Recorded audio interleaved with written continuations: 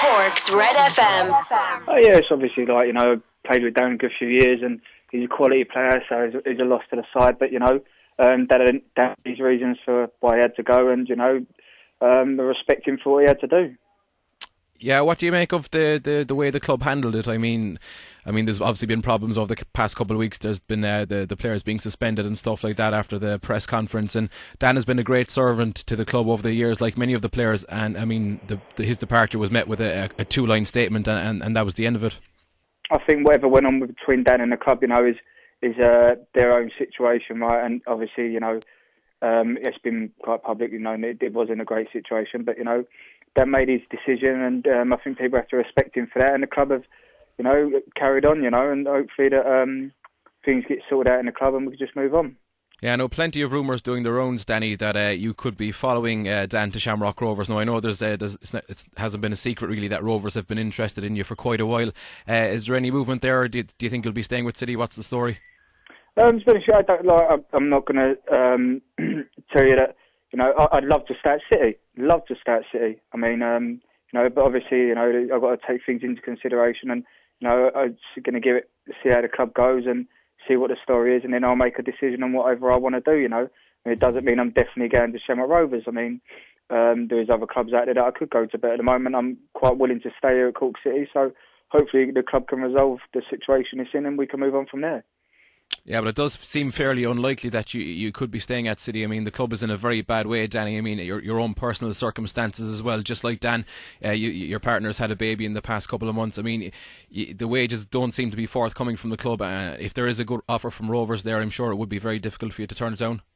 Yeah, of course it would, But I mean, I think anyone who knows that my heart's with Cork City at the moment, and until I'm told otherwise. That the club's definitely gone, then I'll be staying here at the moment until that gets sorted out. But yeah, I mean, I'm not going to deny that I've had offers from other clubs and that that I've had good offers, because there's no point in lying to people. But at the moment, I'd love to stay at Cork City, and I'm hoping the club can resolve this situation. Yeah, what's the latest on the wage situation from your point of view, Dan? You think most of the players haven't been paid since November?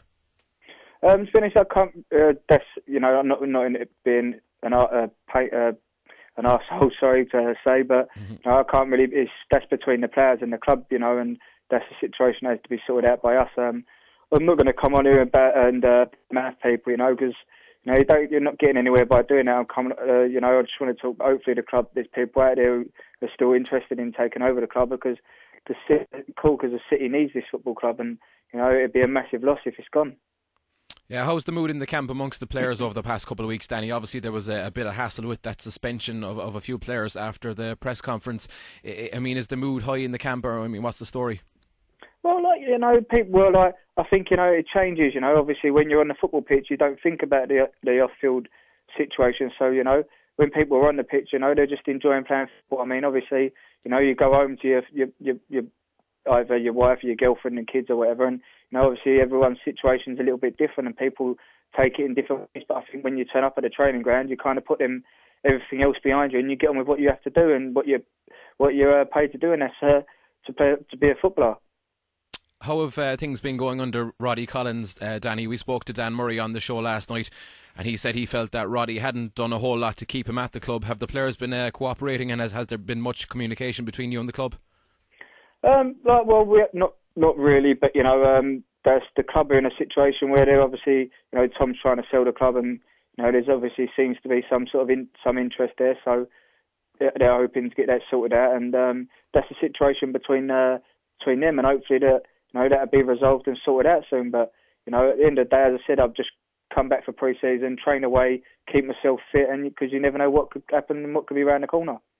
Yeah, and Dan was saying as well to us last night, Danny, that in terms of Tom Collin, the way things are at the moment, there isn't a whole load of respect between Tom Collin and the players and vice versa. I mean, is that the case in the camp? I think there's no point me standing here slagging Tom Collin off, because, it's not going to achieve anything. Mm-hmm. At the end of the day, look, Tom's done what he's done, and, I think he's said himself that he's made mistakes and stuff like that, but let's just hope that the club can be taken. We can move on with either new people, and hopefully the club will be in a better position, and we can move on with that. I think that there's positives, to take out of things at the moment. That there's people there interested, and people still want to take over the club, and it's got some good players there, and it can still move forward. But it's kind of getting boring as a player, to be talking about.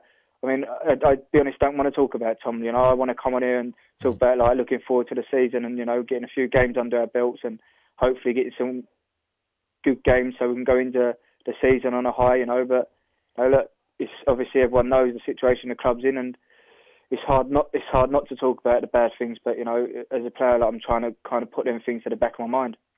Yeah, well, Danny, thanks a million as always for talking to us here on Red FM. We'll speak to you again very, very soon. No problem. Okie dokes. Red FM. Cork's Red FM.